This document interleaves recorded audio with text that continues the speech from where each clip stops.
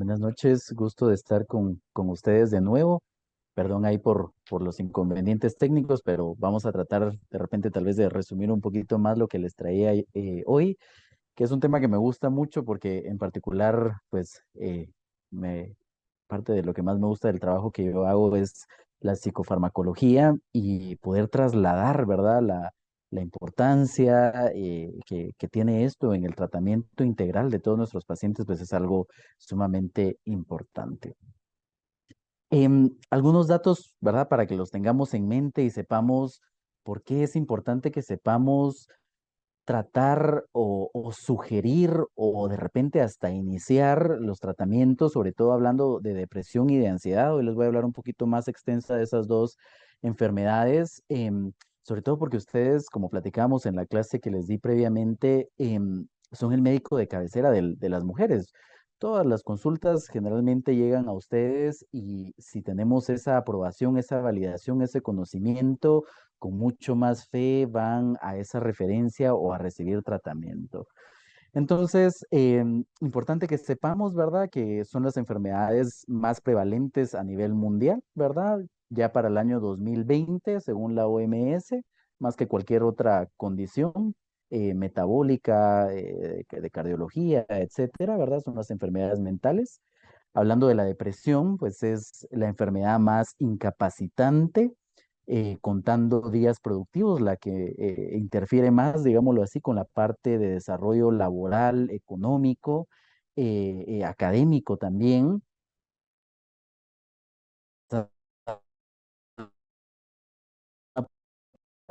Perdón, una prevalencia del 18%, cifra altísima, ¿verdad? Si tomamos en cuenta que otras enfermedades hacia las cuales están destinados muchísimos fondos y recursos, pues apenas llegan a un 5 o un 10%, y eso ya es un montón, ¿verdad?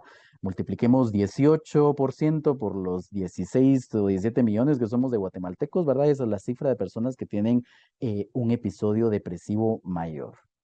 Hablando también de la ansiedad, que tal vez es la enfermedad más prevalente, las estadísticas, y que es importante que ustedes sepan que estas estadísticas existen y son altas, a pesar de que existe mucho subregistro, porque muchas personas no consultan o van, pero no lo comentan, o nunca reciben ayuda, ¿verdad? Y tampoco tenemos un sistema que registre este tipo de episodios, ¿verdad? Generalmente se registran las comorbilidades que ocurren luego de.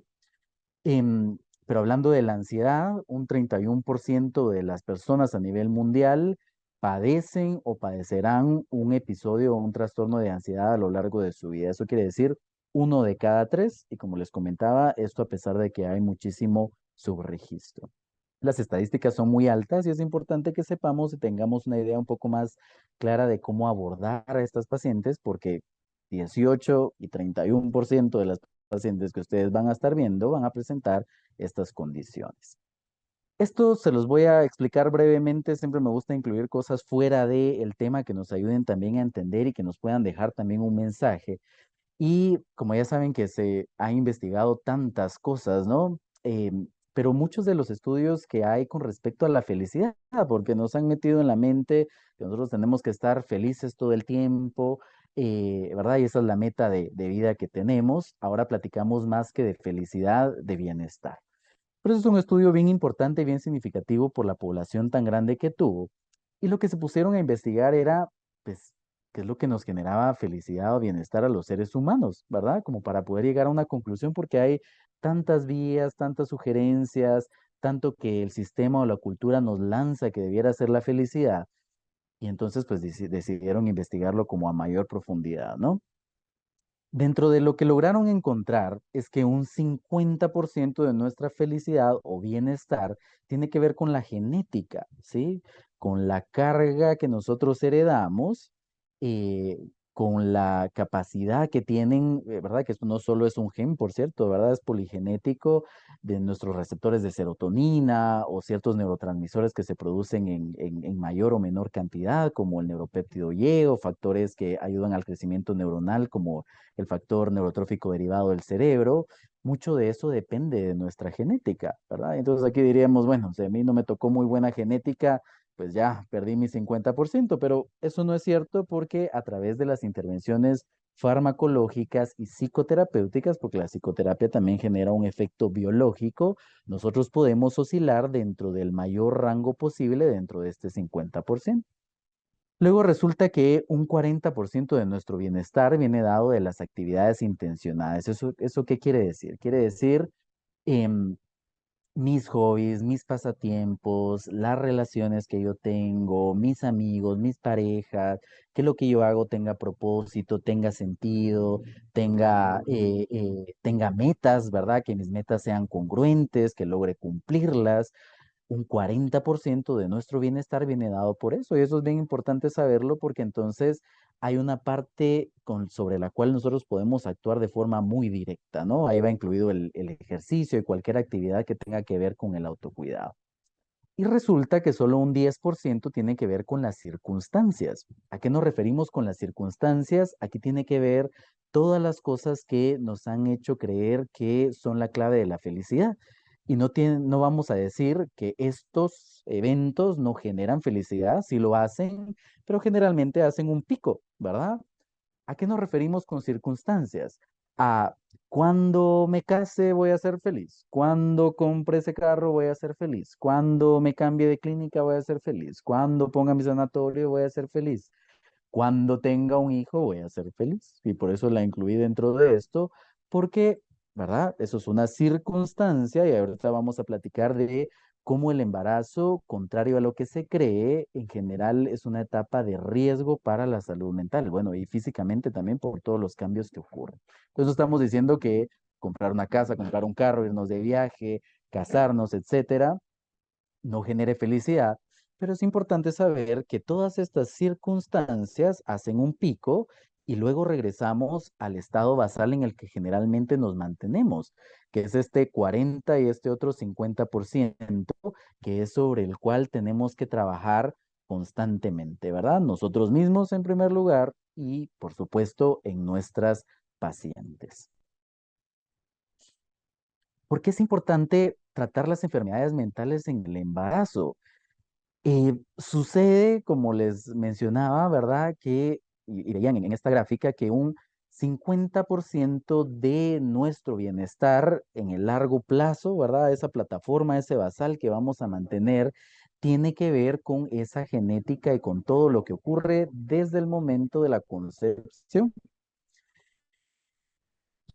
Y entonces resulta que si nosotros no tratamos las enfermedades mentales, en el embarazo, no solo la madre pues está en riesgo y va a tener muchísimos síntomas, sino también el bebé va a nacer con un fenotipo vulnerable. Y se han descrito muchos fenotipos vulnerables, dentro de ellos aquí les puse uno, ¿verdad? Que tiene que ver con el transportador de serotonina y cómo si yo heredo alelos cortos del transportador de serotonina, entonces tengo una mayor vulnerabilidad a tener síntomas depresivos, ¿verdad? Para empezar, y luego ser resistente al tratamiento, tener una pobre respuesta a los tratamientos farmacológicos, que haya un sistema de estrés hiperactivado, que eso lleve a deterioro cerebral, ¿verdad? O a muerte neuronal, o que puedan haber muchísimos síntomas a nivel de la cognición. Eso quiere decir alteraciones en la concentración, en la atención, en planificar, en darle secuencia, en tomar decisiones.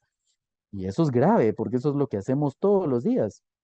Aunque no sea a una escala grande, solo el hecho de poder darle secuencia y orden a qué vamos a comer, qué nos vamos a poner, cómo vamos a organizar nuestras actividades de la semana, requieren que nuestra corteza prefrontal esté funcionando de forma óptima. Y si nosotros no tratamos a esa mamá embarazada y dejamos que esa depresión, esa ansiedad, y no digamos si es un cuadro, ¿verdad? Muy genético como el trastorno afectivo bipolar, la esquizofrenia, etcétera, no está siendo tratada, el bebé ya va a heredar una mayor vulnerabilidad a padecer enfermedades mentales. Em, Dentro de este fenotipo vulnerable, que eso tal vez es importante para que se lo puedan trasladar a las mamás, ¿verdad? Y convencerlas de que puedan recibir tratamiento, es el heredar un circuito de estrés que está hiperactivado y que va a tener la hormona, la corticotropina, ¿verdad? Sumamente elevada y eso es algo grave porque pues es la primera, el primer paso, ¿verdad? De la activación del famoso sistema de estrés del eje hipotálamo hipófisis adrenal, que termina con la liberación de cortisol. Y el problema de la corticotropina, ¿verdad? Que es una hormona que funciona, ¿verdad? O sea, tiene funciones fisiológicas, pero el problema de que se mantenga hiperactivada es que va a ser una hormona que va a generar que yo tenga ansiedad, es anorexígena, aumenta los comportamientos agresivos, disminuye el sueño y eso es grave porque el sueño nos ayuda más allá de descansar, que es sumamente importante, nos ayuda con el procesamiento cognitivo, nos ayuda a procesar experiencias emocionales, nos ayuda a la regulación de la temperatura corporal, ¿verdad? Y todos sabemos que nuestro rango de oscilación para la homeostasis con la temperatura es muy, muy pequeño, ¿verdad? Fiebre no es 50 grados, ¿verdad? Fiebre es 38 grados y la hipotermia igual para abajo, ¿no? Entonces es una función a la cual el cuerpo le invierte muchísimo tiempo, muchísima energía, perdón, muchísimos recursos, porque proteínas, enzimas, etcétera, dejan de funcionar bajo ese rango. Entonces, que el sueño se altere por la hiperactivación de esta hormona es algo que va a perjudicar a lo largo de toda la vida. Resulta que si yo mantengo la corticotropina elevada o tengo un fenotipo vulnerable, va a ejercer acciones inmunosupresoras, ¿verdad? Y esto al final, en el largo plazo, hace que el sistema inmune pierda sus funciones y que empecemos a mantener una inflamación de bajo grado crónica en el cerebro, que es la que predispone en la vida adulta a padecer de muchas más enfermedades, no solo enfermedades mentales, estamos hablando de enfermedades metabólicas, de mayor riesgo de enfermedades autoinmunes, de enfermedades cardiovasculares, de enfermedades neurodegenerativas. Entonces, algo bien importante que podamos saber y también explicarles a las mamás que el no tratar una ansiedad o una depresión deja a ese bebé en riesgo de mantener una hiperactividad de esta hormona de forma permanente, ¿no? Entonces, ¿qué ocurre con los psicofármacos, verdad? Aquí tenemos generalmente dos situaciones. El primero es el miedo, ¿verdad? El miedo a utilizarlos. Em, y esto tiene mucho que ver, pues, con esa barrera que estamos tratando de cortar a nivel médico principalmente. Y la mayor parte de ustedes no me dejará mentir que de psicofármacos en Pharma o en la mayor parte de universidades, indistintamente de cuál hayamos salido, o era un capítulo muy breve, o no lo pasamos, o no nos lo enseñaron, y no le dedicamos ni siquiera la décima parte de lo que le invertimos en la carrera de medicina, aprender, por ejemplo, de antibióticos. Y no estoy diciendo que no sea importante saberlo, es algo vital. Pero pensando en que las enfermedades más prevalentes a nivel mundial son las enfermedades mentales, realmente lo ideal sería que todos los médicos supieran lo básico de los psicofármacos, porque el sistema como funciona en otros países desarrollados es que todos los médicos inician tratamientos para depresión, para ansiedad, ¿verdad? De repente hasta para psicosis. Hay un programa que se llama MHGAP, que es de la OMS, que justo eso es lo que busca, ¿verdad? Educar lo básico, detectar síntomas para iniciar el tratamiento y que los casos resistentes sean los que nos lleguen a nosotros los psiquiatras. ¿Por qué razón? Porque somos muy poquitos. Les paso este dato que solo es un dato estadístico. En Guatemala somos más o menos como 120 psiquiatras, ¿verdad? Muchos de ellos no ejercen, otro porcentaje está en el ICS y en salud mental, y pocos los que estamos por ahí fuera. Entonces, lo ideal sería que a nosotros nos lleguen los casos que no han respondido, pero existe mucho miedo de parte de la comunidad médica en poder eh, sugerir incluso, no digamos, iniciar un tratamiento farmacológico. Y la otra parte es el estigma, ¿verdad? Como, como la enfermedad mental lo que va a dar, sin duda alguna, son cambios en las emociones, en los pensamientos y en las conductas.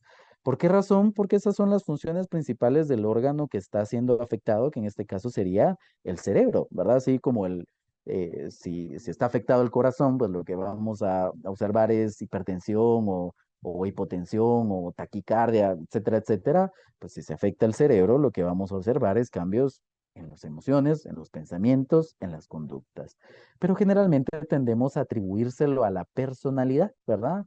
O a tratar de buscarle una causa y eso genera muchísimo estigma, que también es importante que tengamos conciencia de que puede ser que muchos de nosotros llevemos ese estigma dentro con respecto a la salud mental, ¿verdad? Probablemente todos los que estamos aquí no, y me alegra que muchos de ustedes estén inscritos a este curso para poder obtener más información, ¿no?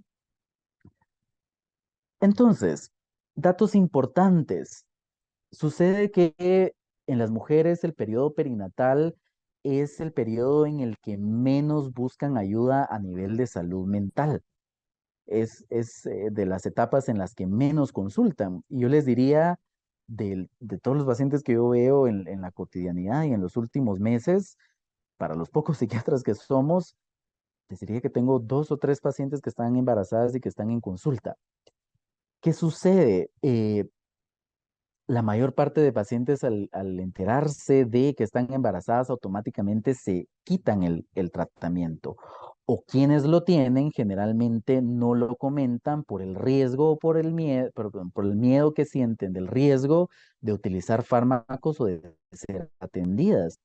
Entonces, a pesar de que es una etapa, como les mencionaba, y vemos aquí en la segunda viñeta, que al contrario, en lugar de ser un factor protector, como comúnmente se cree, que el embarazo es algo muy alegre, muy bonito, que nos protege, y en ocasiones sí lo es, ¿verdad?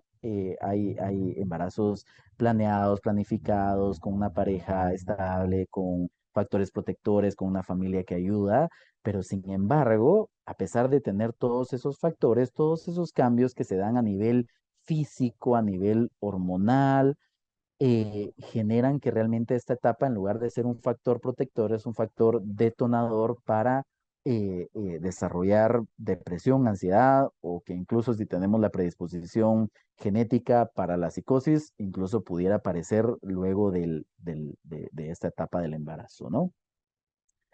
Algunas estadísticas hablan que pues, del 15 al 29%, que esto correlaciona mucho con los primeros datos que vimos, de las mujeres embarazadas van a presentar un trastorno psiquiátrico, ¿sí? Eso es una estadística bastante alta, porque eso también quiere decir una de cada tres de las pacientes que ustedes están atendiendo tendrá o depresión o ansiedad o psicosis o un insomnio secundario o un trauma, etcétera, etcétera.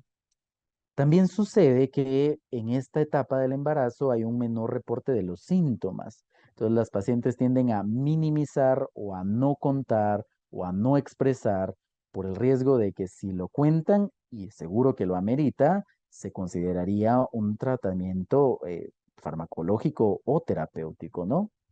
Y esta última parte, que para nada es una crítica, ¿verdad? Sino más bien una invitación que, pues en medicina en general y en la mayor parte de especialidades, la parte de salud mental es algo que, pues, que no existe, que no nos lo enseñan. Entonces, el poder detectarlo, el poder hacer ese screening de decir, esta paciente algo tiene, ¿verdad?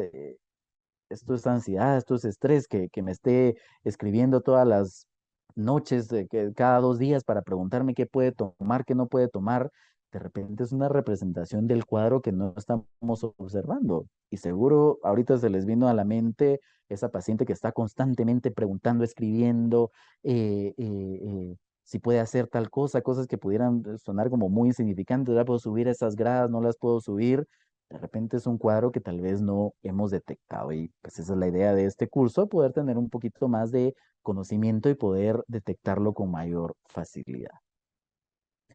Un punto importante, y perdón que esto lo puse en rojo y con mayúsculas, pero cuando se los enseño a los residentes de psiquiatría, ¿verdad? Se los explico, se los dejo ahí en rojo para que lo tengamos memorizado, y es que el embarazo y la lactancia no es una indicación absoluta de suspender de forma inmediata el tratamiento, ¿verdad? Creo que esto lo puse un poco más adelante, pero igual lo explicamos ahorita.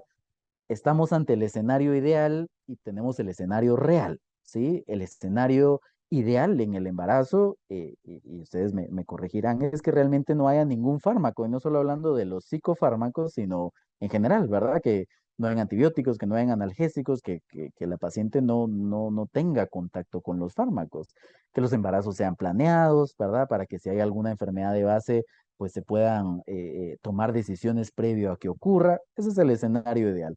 El escenario real es eh, paciente que no sabe y llega con ustedes, ¿verdad? Más que con nosotros, con 7, 8, 10 semanas de gestación y pues tomando medicamentos con varias comorbilidades psiquiátricas o físicas, e interrumpir el tratamiento en ese momento pudiera conllevar un riesgo mayor, ¿verdad? Porque una recaída entonces predispone a más factores de peor pronóstico que ahorita los vamos a platicar. Importante a considerar, el primer cuadrito es bien importante que lo sepamos, porque la paciente le va a decir, mire, doctor o doctora, fíjese que estoy embarazada y estoy en tratamiento, ¿usted qué me recomienda? ¿Será que mejor le bajo un poco a la dosis? Porque tal vez con eso es menos estímulo para el bebé. Y algo que es importante saber es que no hay que usar dosis subterapéuticas. ¿Por qué razón? Porque entonces no estoy resolviendo nada y solo poniendo a la paciente en riesgo, porque sobre todo en el embarazo, donde, ¿verdad? Por la conexión sanguínea, de los niveles en sangre del bebé van a ser casi iguales a los que la mamá va a tener. El exponer a la madre y al feto a un tratamiento que ni siquiera va a ser óptimo y no va a resolver la condición mental, pero sí va a exponer a los riesgos que pudieran ocurrir, eso es algo que estaría completamente contraindicado, ¿verdad?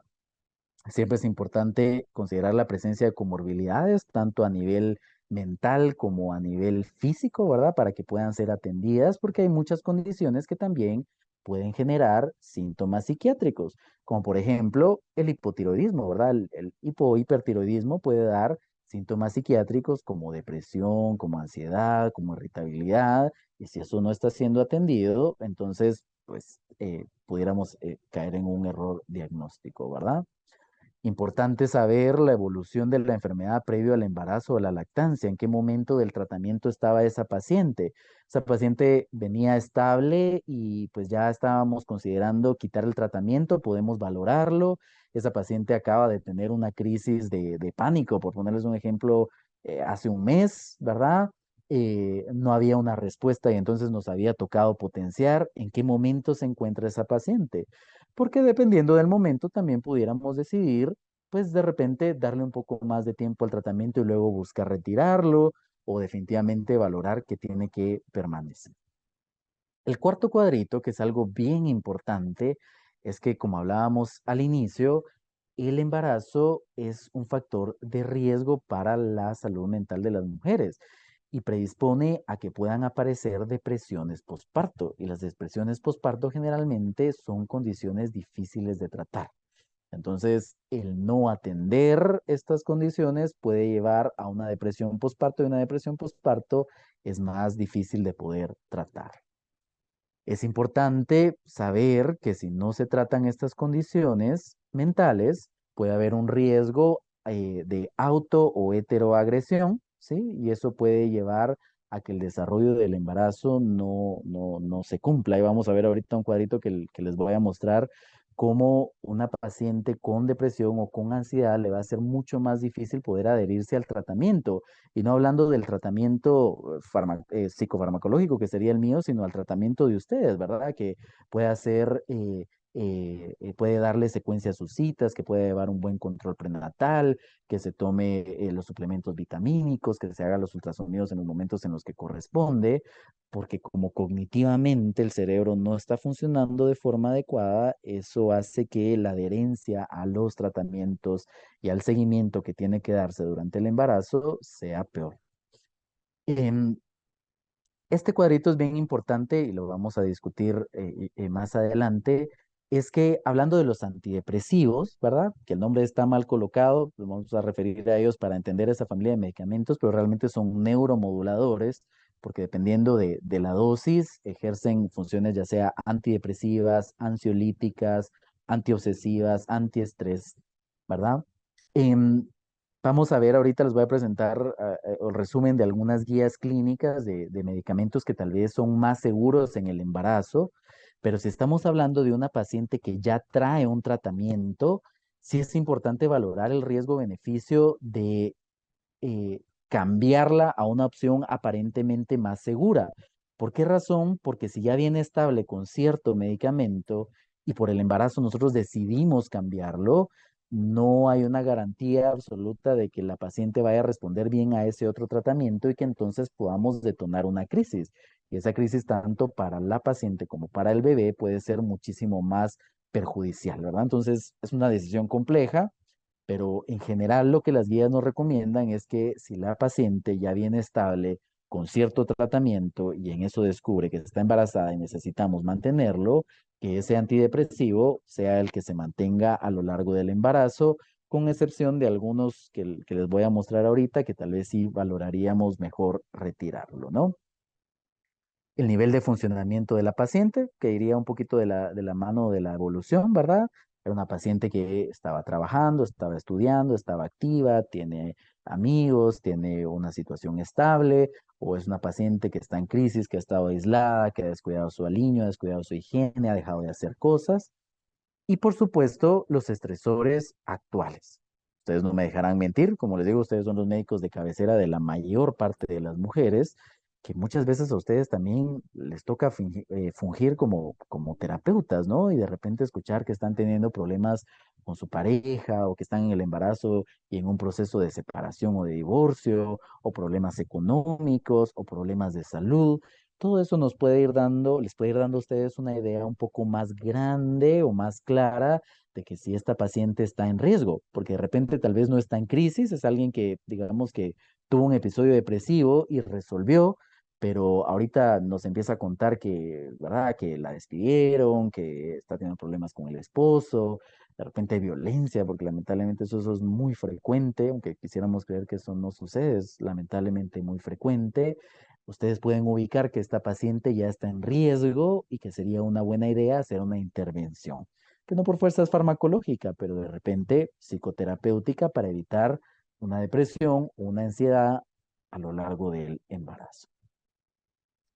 Em, Esto que es, como todo en medicina, que es la parte compleja, siempre nos toca valorar riesgo-beneficio de todas las decisiones que nosotros tomamos, ¿verdad? Y decirles, los psicofármacos no generan nada y son 100% seguros, no hay ninguno que sea categoría A, casi que no hay nada que sea categoría A realmente, ¿verdad? Pero de los psicofármacos ninguno.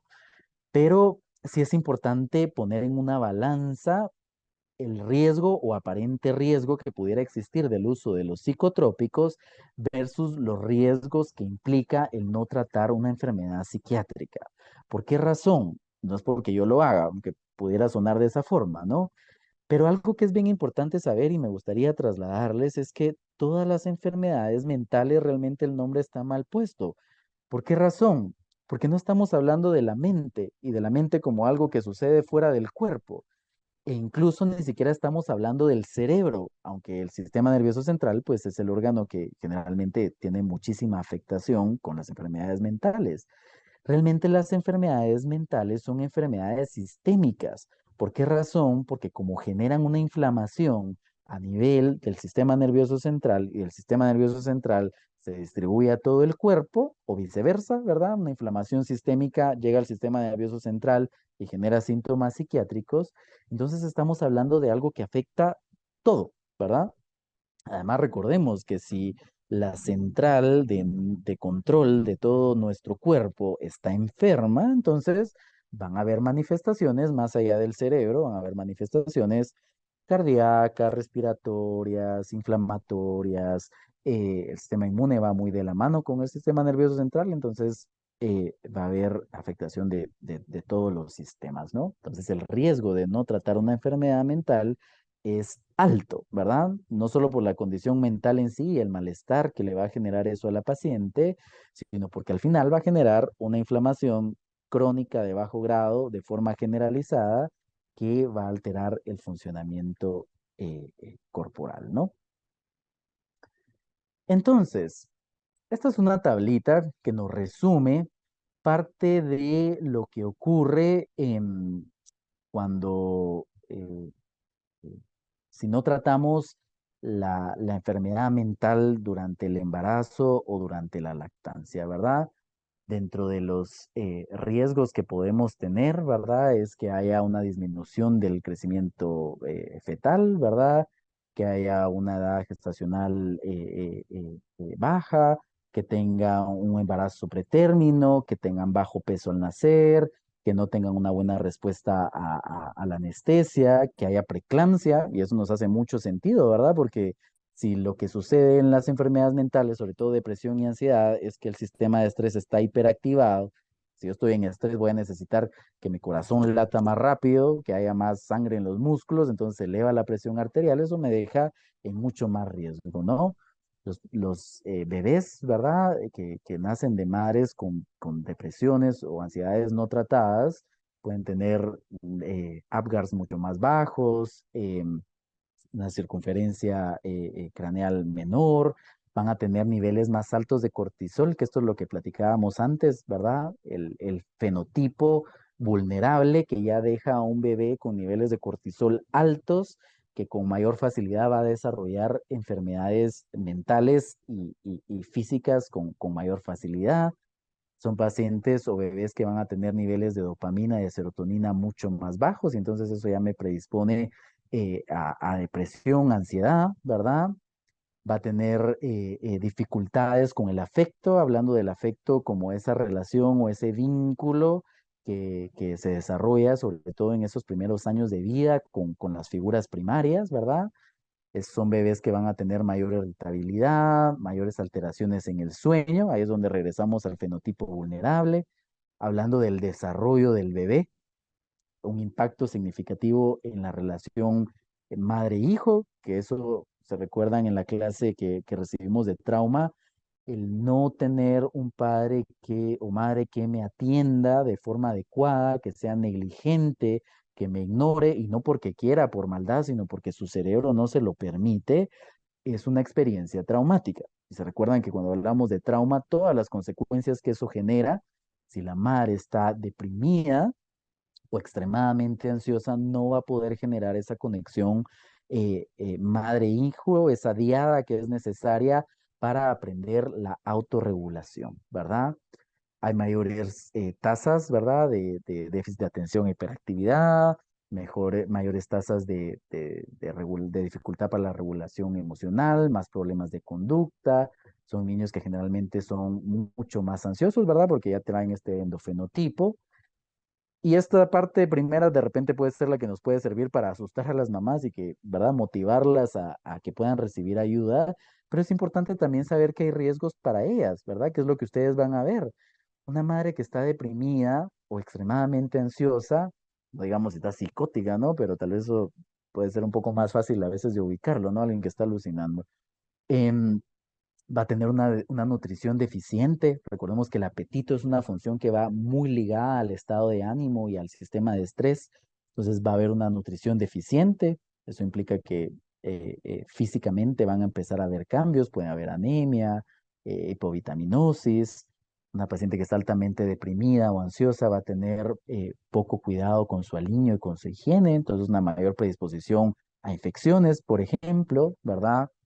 Se ha estudiado que fallan más a sus citas de control, ¿verdad? De control prenatal, al poder seguir las guías farmacológicas o las indicaciones médicas, y entonces eso ya pone a la paciente en mayor riesgo y a ustedes definitivamente a correr con cosas que de repente no estaban pensadas, ¿verdad?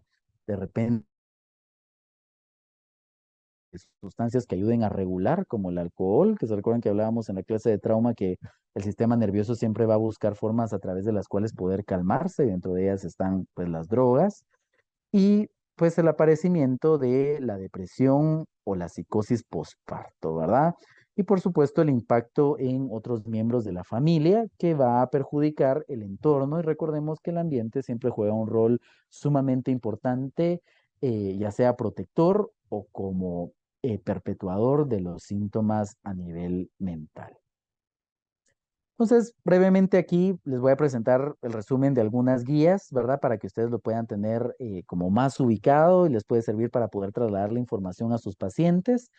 Hablando de antidepresivos, Eh, Esto es un resumen de las guías de Estados Unidos y del Servicio de Salud de Inglaterra.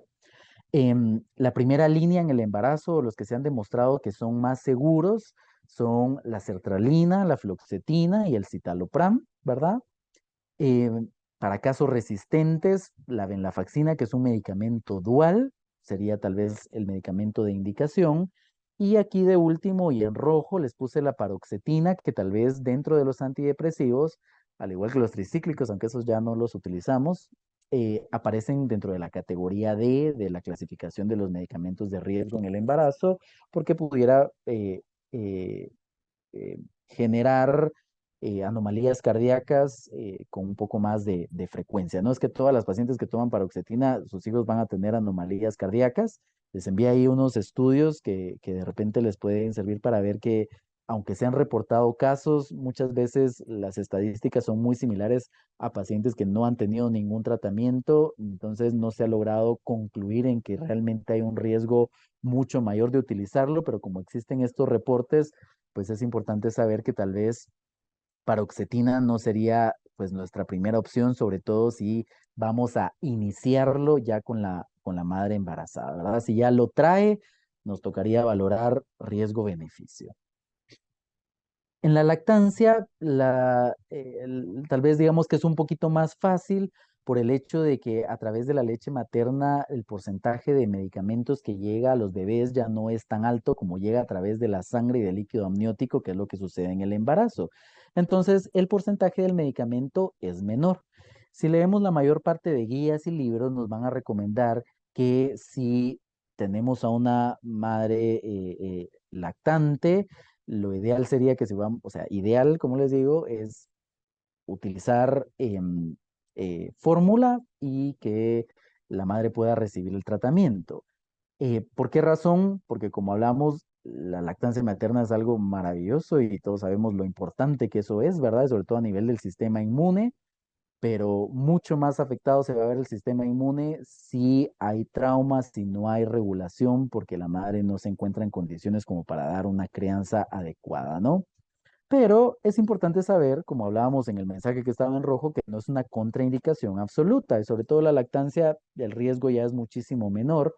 Existe esto que se llama dosis relativa infantil, que es el porcentaje de medicamento que llega al bebé.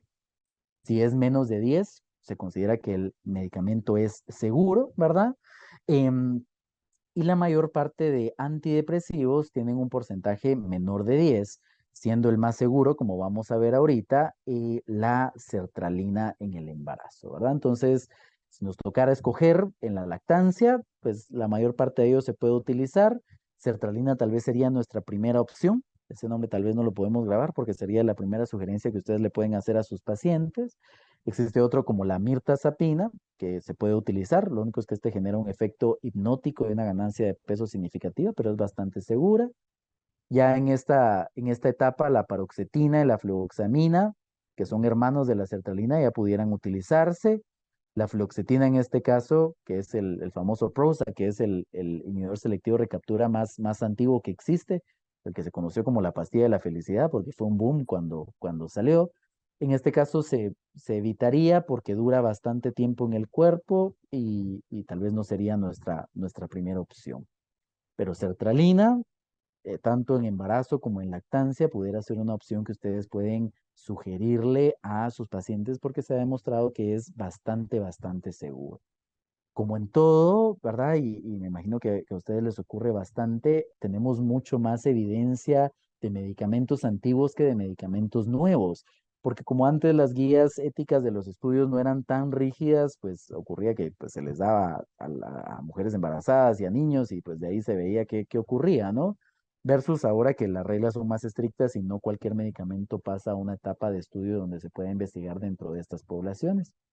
Entonces, sobre medicamentos más nuevos, como el bupropión, como la vortioxetina, como la vilazodona, no tenemos todavía estudios que puedan concluir o decir que son seguros para estas dos etapas que serían la lactancia y el embarazo.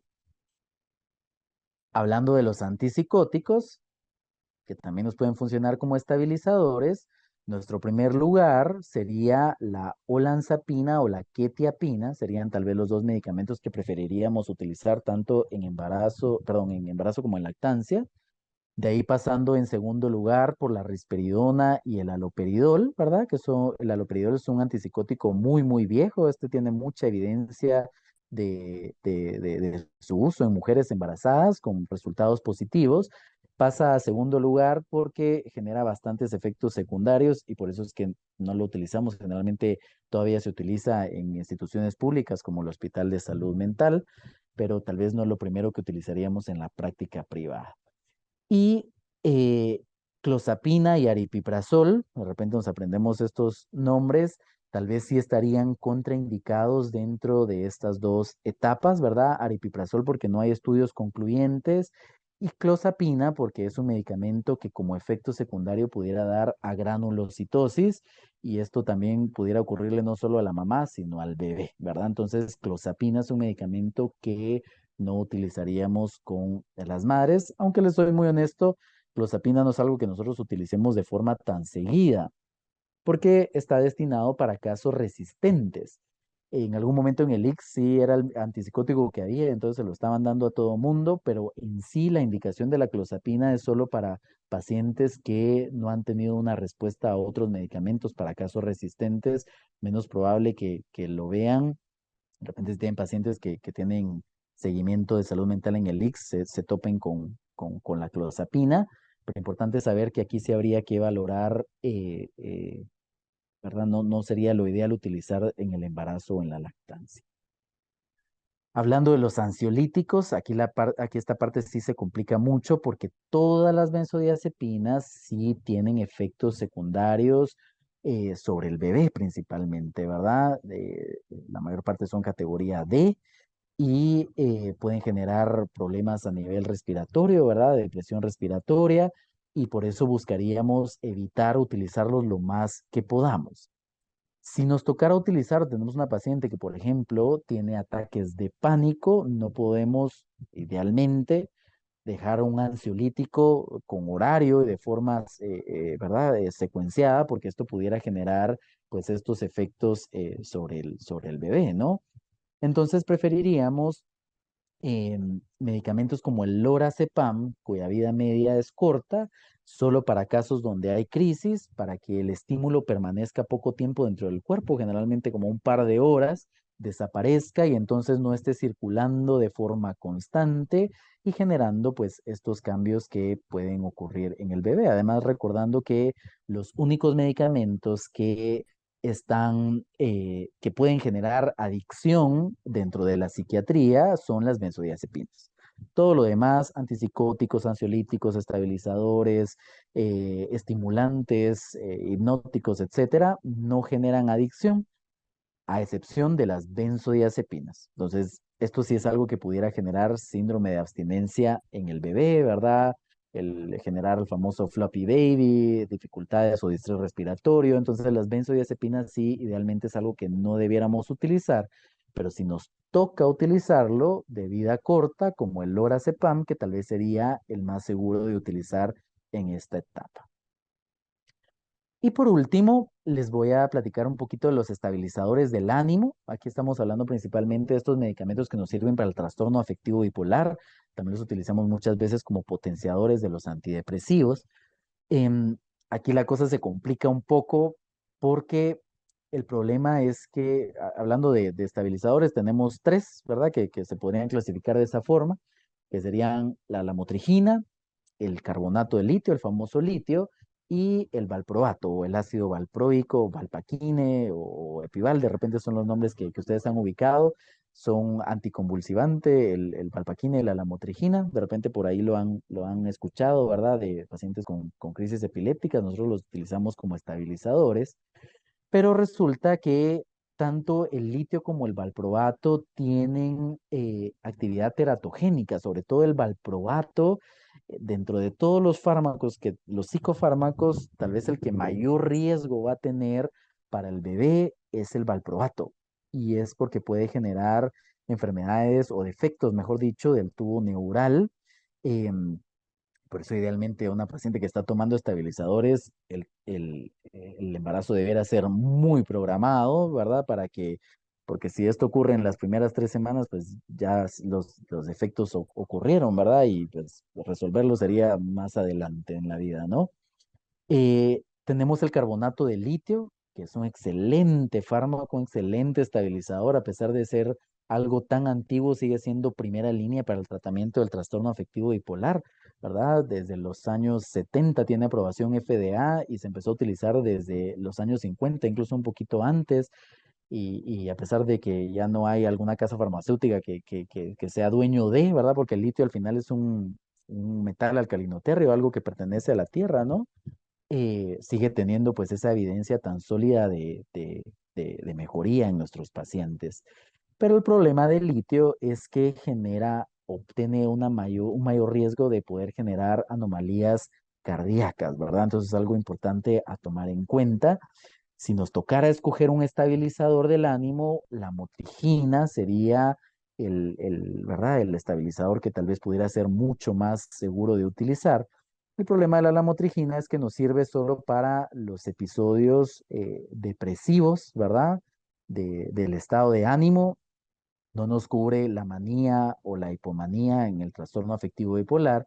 Y entonces lo que las guías generalmente nos sugieren es que si necesitamos estabilizar el ánimo, tal vez mejor usemos los antipsicóticos, ¿verdad? Que tal vez quetiapina o olanzapina pudieran ser nuestras primeras opciones o las opciones que les podemos sugerir a las pacientes. De todos los medicamentos psicotrópicos, como les mencionaba, litio y valproato, que son estabilizadores del ánimo, tal vez serían los que mayor riesgo pudieran tener. Bueno, hoy les traje, y perdón que lo corté un poquito porque nos atrasamos un poquito con el tiempo, pero espero que les haya servido como para ilustrar, para ubicar nombres y entender también la importancia del tratamiento psicofarmacológico y psicoterapéutico en estas dos etapas, tanto embarazo y lactancia, porque los riesgos de no tratarlo son bastante altos.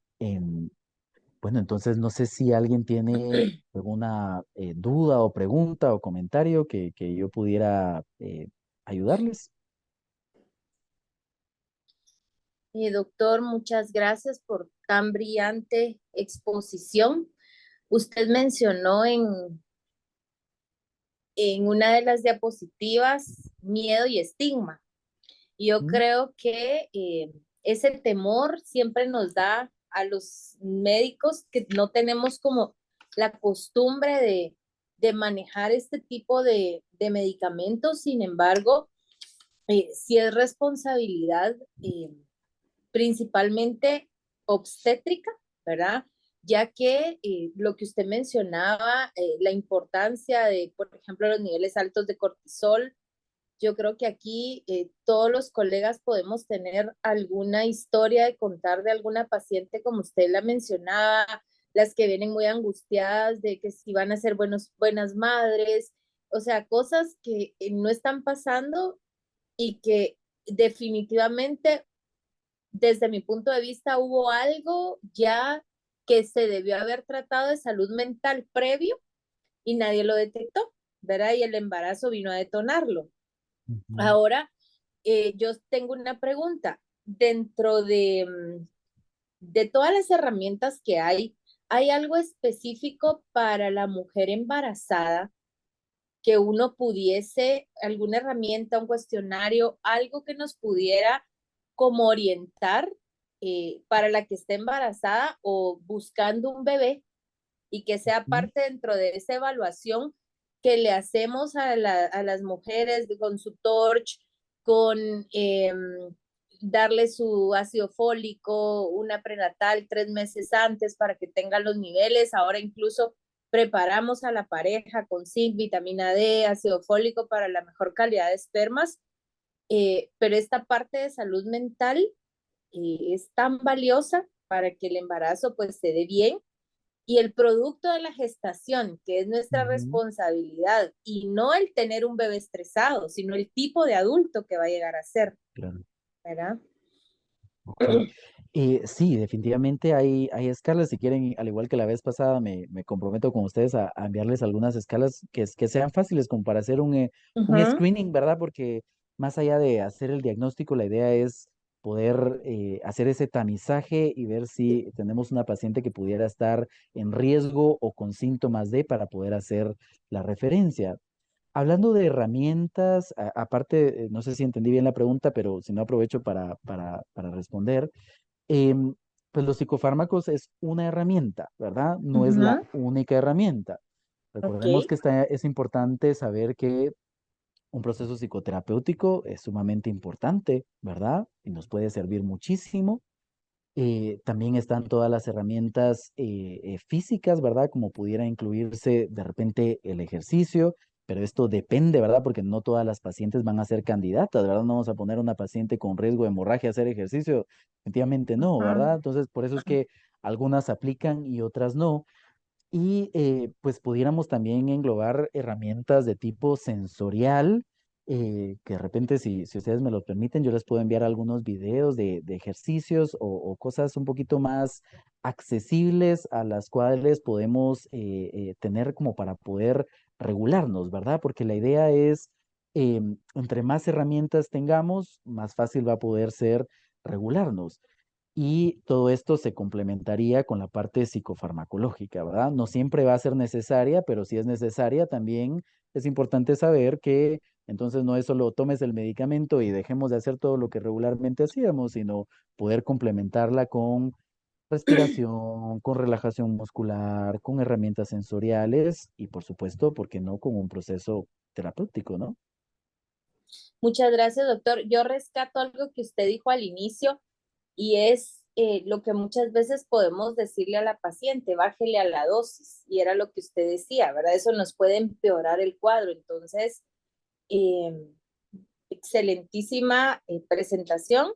No sé si alguno de los colegas tiene alguna duda, comentario, pregunta para el doctor. Aprovechemos que lo tenemos por acá.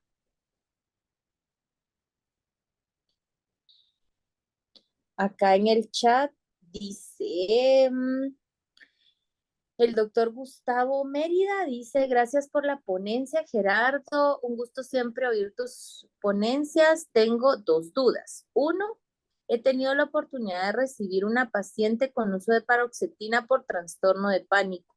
En su momento la migré a sertralina con buena respuesta y tolerancia a dosis de 50 miligramos día. Atendiendo a lo que mencionas, ¿hubiese sido mejor que permaneciera con la paroxetina? Esa es la primera pregunta. Y la segunda dice, tengo entendido que el lorazepam ya no se encuentra en Guatemala. En Quetzaltenango ya no han encontrado mis pacientes. ¿Qué otra opción nos puedes recomendar? Ok. Entonces, tal vez respondiendo la primera pregunta, y así nos decía uno de nuestros mejores catedráticos, que la mejor respuesta siempre es depende, ¿verdad? Entonces, depende de Ujú. si esa paciente estaba con la paroxetina, ya la tenía algún tiempo significativo y ya estaba estable, pues sin duda alguna se puede valorar cambiar por una opción mucho más segura como la sertralina. Esa fue una excelente decisión, siempre y cuando ella hubiese tenido un tiempo con el tratamiento y que haya estado estable dentro del tratamiento. Si ella no estaba estable dentro del tratamiento o apenas acababa de empezar a conseguir una respuesta de remisión, tal vez sí lo ideal hubiese sido continuar con la paroxetina, ¿verdad? Pensando, pero dependería de esas circunstancias externas, que era lo que platicábamos en una de las primeras diapositivas. La segunda, lorazepam, si hay, por favor, no es espacio publicitario, hay lorazepam de MK, que es el que generalmente se consigue y sí podemos encontrar en Guatemala, desconozco si en Quetzaltenango habrá de ese, pero hay de 2 miligramos y lo pudiéramos utilizar. Y si no, tal vez alprazolam, que es un medicamento que dura menos tiempo dentro del cuerpo, ¿verdad? Entre 6 a 8 horas en promedio pudiera ser tal vez una opción más segura que, por ejemplo, utilizar clonazepam, que pudiera durar hasta 50 horas, o diazepam, que dura también un montón de tiempo dentro del cuerpo. Tal vez si no hay lorazepam, alprazolam pudiera ser una opción un poco más segura. Ok, y dice el doctor Manuel, Héctor Manuel Cortés. Buenas noches, doctores. Mi pregunta.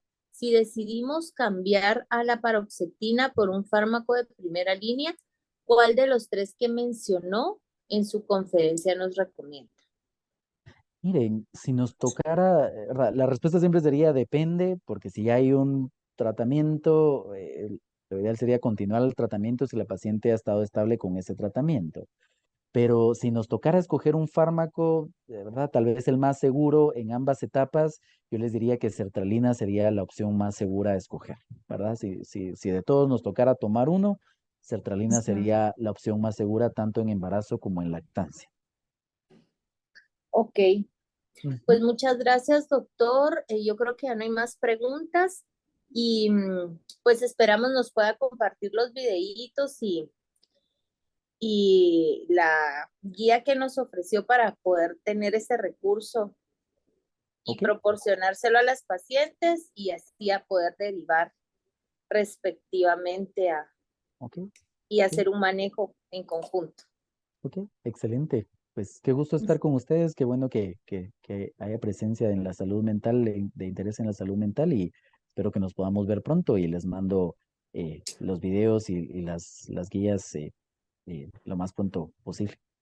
Que tengan Está feliz bien, noche. doctor. Muchas gracias y muchas gracias, compañeros.